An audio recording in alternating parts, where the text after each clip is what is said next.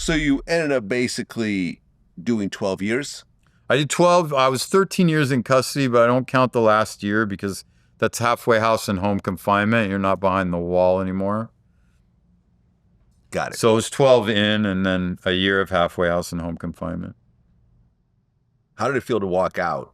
You were 43 at the time? Yeah. Actually, I just 40 turned 44. 44 years old. I think I just turned, was it 43 or 44? No, I think it was 43. Right. Because I got released the halfway house on October 18th, the day after my birthday. October 17th, 2012. And bro, when I got walked out, I was in Coleman, Florida, because I did the drug program there. So I got a year off the sentence for doing the drug program. And when I was walking out, I swear I was like worried that the feds were going to jump out of the bushes and give me a new case. Because you hear horror stories about guys getting released and walking right into a new case. Like it was a little bit of anxiety, and then jumped in the car with the girl who came to pick me up. We took off to the airport. I got Outback Steakhouse. I'd gotten tickets that took us through Mall of America with a huge layover so we could get a hotel room. And then jumped on the plane to LA, got to the halfway house that night. Dad picked me up from the airport and took me to the halfway house. Okay, so now you're out and you start on your next venture in 2015, DropIn Inc. No, before that, I built some spec homes in Encino for my brother. My brother financed them, and me and Tamer built 3 of them. We did really well with those. And then, I got the bug. Like, I wanted to be in tech because I looked at all the people that had the lifestyle that I had before I got locked up, and it was tech people now, right? It wasn't drug dealers anymore. These dudes are doing the same shit that we were doing in the 90s. And so I wanted to do that. And I was actually at the dentist, and there was the FAA proposed regulations for commercial drone pilots. And, I don't even know why that was sitting there instead of a magazine, but it was like dense material that only a convict would be interested in reading, because when you're locked up, you're looking for the densest shit you can find, right? I start reading it, and they're like, okay, the pilot has to be over 400 feet, can't go over 400 feet, and has to maintain line of sight. So I realized right away, okay, you don't need to control the drone. You just need to control the guy who's controlling the drone. And that's where the idea for DropIn came, that you would live stream from a drone. So a remote third party could tell the pilot, fly right, fly left, hold there, let me take a picture, let me this or that. And, we took it to the insurance market first. Actually, the first idea was, anybody who wants to see anything live anywhere, right? But then I learned you got to kind of focus your market.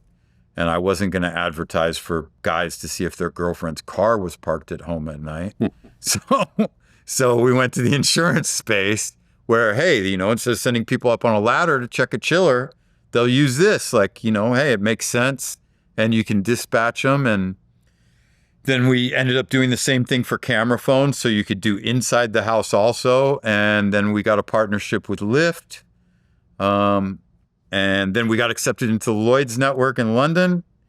And then I got into Forbes Digital, for Prison to Forbes in 5 years, for, being the poster child for rehabilitation. And, Lloyd's is one of the most conservative, stuffy. Their insurance market is, very, very stuffy like that. And the fact that they had someone like me that was in there and partners with Lyft and everything, and it was going great. I mean, it was really going well until COVID came.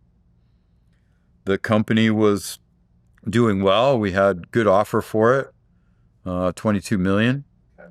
At that time, when COVID started, people started adopting it like crazy, and so the hockey stick was really starting to take off. And I had this great guy, Joseph Shemesh, who was the CEO. I've been trying to get out of the front line of it, because while the story was good for people, people typically don't want to sign contracts with a convict, right? I was the novelty friend. Everybody wanted me at their party. Everybody wanted me at their event. But, nobody wants to actually do business in public. So, while I got the company off the ground, and it was a lot of work, I was also created a headwind. So I was always trying to find a CEO to take over, right? And Joseph was actually a tech guru also. So he was the CTO and the CEO. He was the fourth one I tried to have. And it was going great, and he was doing great. And then everything was going good. We got an offer. We decided not to take it because our usage was skyrocketing. And then we got into the logistics for medical devices, gloves, masks, when the COVID thing broke. Right. And then a situation happened in Thailand. Yeah. So we did masks. We got airqueen.com. We did favors for companies, states. Hey, we're being backlogged 5 months. 5 weeks before we can get our stuff out of China. Everybody thought that was because China's trying to fuck us over. China might be trying to fuck us over in a bunch of different ways, but not by holding their products from being shipped here. What they do want to do is ship as many of their products as they can, as fast as they can over here. Mm-hmm. What people didn't understand is because there was so much density of orders, there's a doorway that goes from FedEx into customs or UPS into customs, right? Like there's a doorway that these trucks back up to that in order to take stuff into warehouses. From a physics point of view, there is literally only so much stuff that can go through these openings in a 24-hour period. And the amount of product that China had was so massive that's what was causing the problem is the transit companies couldn't process the stuff into customs fast enough. China didn't have a manpower shortage. So the key thing was, if you wanted to cut down your time, is you got to find somebody on the ground there that works there. And I had Chinese connections, who could take your stuff from the back of the line and move it to the front. That was it. Mm-hmm. And you could save yourself weeks. And then the other thing that people didn't know, if they weren't in the logistics business or the drug business, everybody was trying to go on every boat from China to America, to LA or San Francisco or wherever, whatever port, they thought was available. Well, I was like, look, transship. Korea ain't getting ship from China right now. Send the ship from China to Korea.